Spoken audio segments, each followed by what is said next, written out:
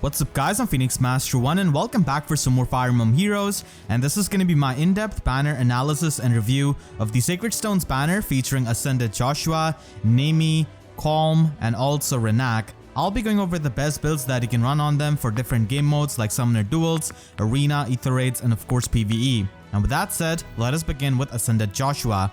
So he is a colorless dagger infantry unit this time, and he has got Blade of Jihana as his preferred weapon. This gives him -1 special cooldown, and at start of combat, if he's above 25% HP, then he can inflict -6 speed and defense debuff on the opponent and pretty much get the lull speed defense on them during the combat. And then he has got 2 effects, and he'll get it depending on from where he's attacking. So if he attacks from the cardinal direction, then he will be getting the fire sweep effect. But if not, and if he's attacking diagonally or something like that, then he's going to be getting true damage on the opponent based on 15% of their attack.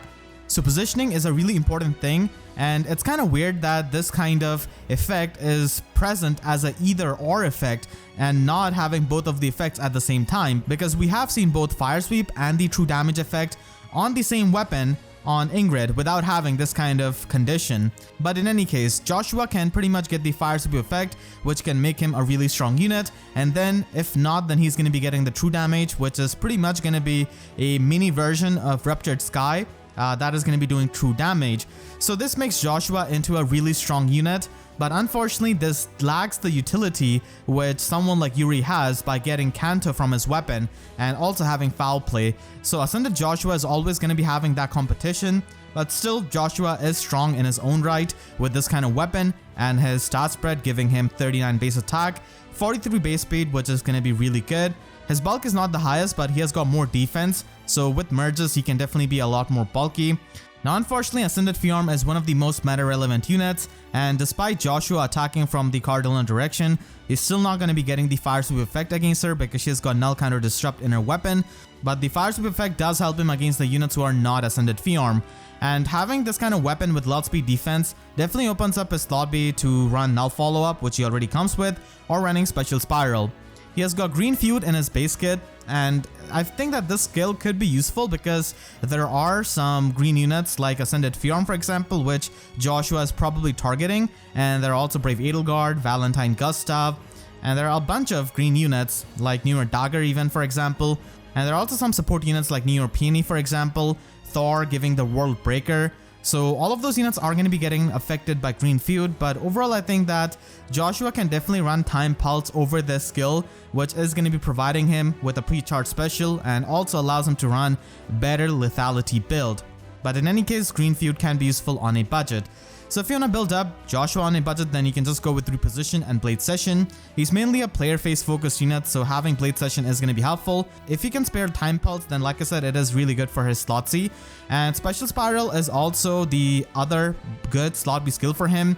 Null Follow Up, in my opinion, is pretty much the best option for him, and Special Spiral is going to be the other option for PvE with a AoE build. So this can allow you to clear any kind of abyssal map chain challenges with 3 dancers, because Joshua is going to be having really high damage output, and by using the weapons effect to your advantage, you can attack diagonally and pretty much get the true damage added to your AoE damage, so that can make him hit really hard, and that's definitely one of the ways that you can utilize this productively. Disarm Trap is definitely the best lobby skill for him if you're using him in AETHER raids, because positioning is super important and you cannot let the traps slow you down and mess up your positioning. So he can run Fury 4 and Fury 3, and this allows him to fall into Wings of Mercy range in 2 combats if he's at 56 or below HP. So 56 HP is definitely the sweet spot, which means that unfortunately you cannot really give any kind of Dragon Flower to this kind of neutral HP Joshua, and if you're going to be giving Dragon Flowers, then you pretty much need the -HP IV here to make sure that he can fall into the Wings of Mercy range. So this is definitely an option because you can safely go in, use the cardinal direction to your advantage in AETHER raids, which is going to be easier to do, and you can just get the fire sweep effect, safely attack, and eventually fall into the Wings of Mercy range for your Dancer allies and for also the Gale Force allies on your team. Even though Yuri does beat him pretty decisively in the utility aspect, Joshua in my opinion can be a better unit in AETHER raids defense because he can get the true damage and also have the fire sweep effect, and you actually do not want to have the Kanto skill like Yuri has on AETHER raids defense because the AI can be a bit funky. So you can simply run a lethality build by having Flashing Blade 4 and having Time Pulse. You can still run the budget build on him with the Green Feud and Life and Death and Null Follow-Up, but if you invest a bit more into him, then having him on a Cat Ball team can be really scary. I still feel like Volk is overall a better unit for Aether defense because of having that Null Guard and being able to fire up lethality really strong, and also having the color advantage against Ascended Fiorm, but still Joshua can definitely be a pretty scary unit on a right team of Cat Ball. You can also run him in Arena if you do decide to plus and merge him, and Attack Speed Ideal is a really good option for his slot A. So I didn't really mention this with the other builds because I was just going with the budget builds, but if you do not like Life and Death, then Attack Speed Ideal is definitely much better because it doesn't really reduce your defenses and it also gives you even more offenses. So if you're going to be relying on the Fire Sweep effect a lot, then the Ideal skill is going to be really helpful, and Time Pulse to pre-charge a 2-turn cooldown special like Ruptured Sky, Moonbow, Glimmer is going to be helpful. In Arena, you of course want to run Ruptured Sky with Time Pulse, but if you want to run Lethality, then that's also an option, but I would definitely recommend running Flashing Blade if you're going to be running Lethality because that can help you trigger your Lethality on the second hit when you double with your Fire Sweep effect. So Flashing Blade, Time Pulse, and Lethality is going to be a really strong combo on him. Neimi is a red infantry archer with Rapid Crier Bow as her preferred weapon. This gives her +3 speed, and it also has attack and speed gap built into it. So this can give the attack and speed buffs to the ally who has got the maximum total of attack and speed on your team. And if she's within 3 spaces of an ally, she can get +5 to all of her stats depending on the highest attack and speed visible buff total on an ally who is within 3 spaces. So this has got really good synergy with the attack speed gap built into her skill, and it's not really all that hard to buff up an ally. With this weapon, you can essentially get +17 attack during the combat, and this allows Neimi to hit actually pretty hard. Now unfortunately, as of this moment of making this video, there is a bit of glitch with this weapon, so she will not be buffing up the allies with +6 attack and speed if they're not within 3 spaces of her. So this glitch is probably going to be getting fixed at a later time because that's not how it's supposed to work. It is attack speed gap, and that is a global skill. So just a heads up if you're going to be using her right now, but after a couple of days and probably in the next update, it is going to be getting fixed. So Neimi's weapon is really easy to use that can make her into a really strong nuke while also supporting allies with the visible buff. She has got base 39 attack, which is really good, and base 42 speed. Having super boon in both of them, so she's mainly going to be functioning as an offensive archer. She does have a bit more resistance than a lot of the other archers, so she can take magical hits a lot better. Speaking of taking magical hits, she has got speed resistance bond 4 in her slot A and joint drive resistance. For the most part, you can definitely just replace this kind of skill with a more flexible skill, like maybe a unity skill that has got a lenient condition. Triggering the bond skills can be really hard at times, especially in the player phase, so there are definitely going to be better options. So Neimi doesn't really do anything too groundbreaking that other archers cannot really do, but still she is a pretty strong unit because of her preferred weapon and the fact that she can get a lot of attack. So on a budget, you can simply run a link skill that you can get from Norn and also inherit reposition at the same time, and you can just run a farm skill which does have good synergy with her playstyle of staying near her allies. You can also run the double solo skills if you want to boost up her attack and speed, and run Null Follow-Up in her slot B because she can get pretty fast, so having Null Follow-Up with her high attack stat can definitely help you pierce through the follow-up negation skills. Attack speed push 4 and lull speed defense are going to be available in the divine code section, so they are definitely going to be an option if you want to increase her offenses. And then if you want to use her with high investment, then I feel like attack speed unity and null follow up are by far her best combo, which you can get from Brave Marianne. And the reason why this is so good is because she can stay near her allies while still having a much better condition than the bond skill. Attack and speed are her main stats, so any kind of debuff on them is going to be turning you more powerful. Having Time Pulse with Deadeye is really important so that you can have it at 2 cooldowns so that you can trigger it in a single round of combat if the opponent can counter attack. Her Sacred Seal is quite flexible, and you can definitely run a form skill again to have good synergy and get some extra defense. I definitely like to do that on Neimi, and this kind of Neimi can be run even on lower investment, even though I've shown this at Plus and Merge. This is to just show her max potential. She can also be used in Aether defense because of her fire power, so you can run the ARD attack speed skill to just maximize her offenses, and lull speed defense because people are going to be using a lot of visible buffs. So if you're a big Neimi fan, you can definitely use her like this in Aether defense because she can get a lot of attack with this kind of build and hit extremely hard. And even though she's not going to be able to kill a lot of the far safe tanks, which are going to be common, and she's likely going to be dying, she can still chunk them pretty hard because of her firepower. You can also run in Arena with the max investment. She doesn't really need a dual skill. Sturdy Impact can help you in the player phase so that you can get the extra defense and take a lot less damage from the units who are physical and have distant counter weapons. Deadeye is going to be extremely powerful on Neimi because it's a special that scales off on the damage that you already do. So Neimi already has really good firepower, so Deadeye becomes a really good special on her regardless of where you run her. And in Arena, it's definitely a high scoring special, so it should definitely be run there with Time Pulse.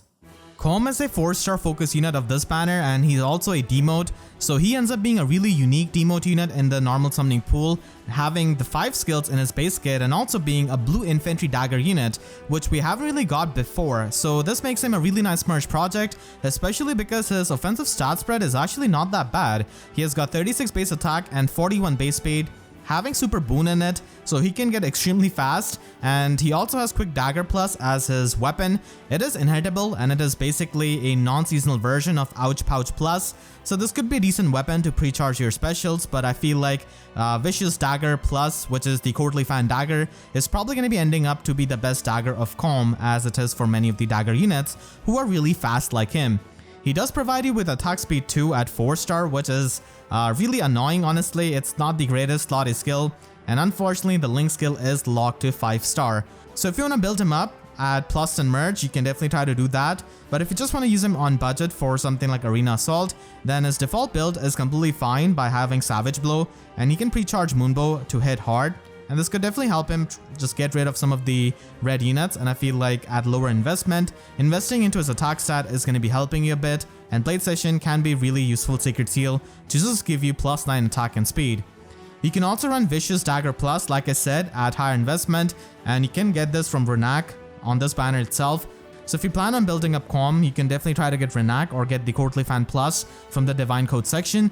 And the reason why this dagger is really good is because it has got partial null follow-up built into it, which means that you can bypass the follow-up negation skills, and you can also run Wind Sweep and still double attack and not really get counter-attacked. So that makes this kind of dagger and this kind of build really strong on these demote units who do not really have a preferred weapon, and it also gives you +5 attack and speed during the combat, which is even better for an offensive role. So you just want to go all out offensively with having Susparo 3 and having Blade Session to maximize his offenses. And he can also be used in Summoner duels with Lethality and also the Secret Maneuver Captain skill. Right now it's not the bonus skill as of making this video, but it is going to be in the rotation. Whenever it is going to be in rotation, he can basically have Lethality fully charged up at turn 2, which is extremely strong. And his color is definitely not going to be doing him any kind of favors against Ascended Fiorm, but still Lethality is quite strong, and Quick Dagger Plus and Time Pulse can have it at 1 cooldown, and then on turn 2 with Secret Maneuver, you're going to be able to pre-charge it. So trying to increase his offenses with attack speed push for and lull speed defense does make sense with this kind of build. If you want to use him with even higher investment, then attack speed ideal and Time Pulse are the best skills to be run on a vicious dagger build, because this can give you the max offenses, and you can have a 1-turn Moonbow, so you can trigger this on your follow-up attack if the enemy does not have a guard skill. You can also use him as a Wings of Mercy beacon in AETHER offense, but at max investment you will definitely need Pumpkin and Box to get the extra Fury damage, so this kind of Fury build is going to be helping you, and the Storm Trap is pretty much a no-brainer if you're going to be using any kind of dagger unit in AETHER offense. You can also run him in Arena at max investment because he's going to be scoring 180 BST, so having a ranged unit is going to be really nice in your free-to-play core. It definitely helps you a lot instead of just having all melee units, and Colm is actually not that bad at plus and merge. You can pretty much run the Vicious Dagger build here, and because he doesn't have a preferred weapon, it is really important for you to run a 300 SP slotsy skill like Joint Drive Attack for example, and Lethality could be run here, but it is not going to be that easy to charge up. You can also run Ruptured Sky if you just want to have a lower cooldown special. The final unit on this banner is going to be Rennac, and he's unfortunately the case where he's a 5-star locked unit mainly because of his fodder, and he doesn't have a preferred weapon, so getting him is going to be hard, and a lot of people who do get him are probably going to be using him as a fodder for his attack speed solo and Disarm Trap. Disarm Trap is definitely really good on many of the dagger units like Ninja Lin, Yuri, and so many of the other competent dagger units, and especially with Fury Sacred Seal now, a lot of dagger units can become Wings of Mercy beacons as I showed you before. So this is going to be a really good fodder skill on him because Larum is a really rare unit in the normal summoning pool, so having more Disarm Trap is definitely pretty amazing for the Aether Raids players. So he has got Vicious Dagger Plus, which is a non-seasonal version of Courtly Fan. Courtly Fan Plus is present in the Divine Codes 2 section, but if you've already used it and you just want to have this kind of weapon, then Rennac can provide you with that. It is easily one of the best inhittable daggers in the game because of its partial null follow-up and the extra offenses that it gives to you. And his stat spread is really similar to Colm. He is just green in color basically, and he's got 37 base attack, 43 base speed, having Super Boon in both of them, and he actually does have decent defense at base 34, which is usually not seen on many of the dagger units. So this can definitely help him against many of the far safe units like Brave Hector for example, that he does have weapon strangle advantage against, but still I worry that this is not going to be enough to survive a lot of the really hard hitting bonfires. So on a budget, if you do want to use him and not fodder him, then you can just run Attack Speed Solo 4 and have Blade Session to just maximize his offenses. Not much that you have to change on his base kit. And just like Colm, you can also run him with an ideal skill and have Time Pulse to have Moonbow at 1 cooldown. He can also be run as a Wings of Mercy beacon again with Fury 6 build by having him with minus HP IV, and this can definitely help you get into the Wings of Mercy range of your allies in 2 combats. And you can also run him in Aether Raid's defense. Like I said, he's going to be having better color advantage against Brave Hector. Having more defense can definitely help him against many of the physical threats. So you can pretty much have Cook Dagger and have a pre-charged lethality by running Time Pulse and having 1 Infantry Pulse support. So maybe you could run some kind of Infantry Dancer like Ninian or Sylvia, and this could allow Rennac to have a pre-charged lethality, which is going to be really strong. Now it is worth noting that lethality does not pierce through Ice Mirror and these specials that have damage reduction, so still you have to watch out for those matchups, but against the normal damage reduction from the damage reduction skills and Flame, this is going to be hitting extremely hard, and even this kind of low investment Rennac can be a big threat to someone like Brave Hector, who's a really common far safe tank. Rennac can also get even more physically bulky by having Sturdy Impact to just stop the follow-up attacks, and this can definitely help him in many of the matchups. If you do decide to plus and merge him, then he can be used similarly to Colm with a Vicious Dagger build with Windsweep and Lethality. Overall, this banner is rather skippable for most people because while these units are good, they're not like exceptionally good or meta defining in that sense, which is completely fine. And if you are a big fan of Sacred Stones or Joshua, this could be your chance to spark him, but keep in mind that a Hero Rises event is coming up next month, so you could maybe try to save your orbs for that, or maybe see how well Joshua does in that. There are definitely going to be some really strong contenders for top 8. So hope you all enjoyed my banner review. If you did, then make sure to leave a like and a comment. Helps me tremendously. And if you really enjoyed, you could always support me directly by using super thanks down below or by becoming a YouTube member. I really want to thank all of my YouTube members, which I appreciate. And for more FEH videos, make sure to subscribe and hit the notification bell because YouTube sub boxes are about as functional as Joshua's Fire Sweep effect against Ascended Fiarm. So that's it. I'll see you guys next time. Thank you so much for watching and have a great day.